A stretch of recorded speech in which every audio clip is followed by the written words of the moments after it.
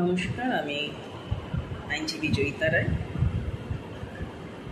2000 সালের আগে পর্যন্ত ভারতবর্ষে বসবাসকারী হিন্দু, বৌদ্ধ, জৈন এবং শিখ এই 4টি ধর্মের অবলম্বনকারীরাই শুধুমাত্র ভারতীয় আইন মেনে শিশু দত্তক নিতে পারতেন এবং এক্ষেত্রে the Hindu adoption and maintenance act 1956 এই আইনটি বলবৎ থাকত।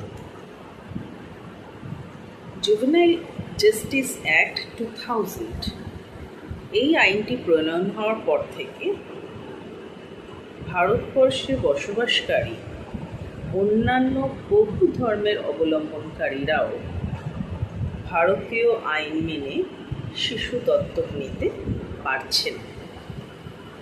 কোনো প্রশ্ন থাকলে কমেন্টে জানান।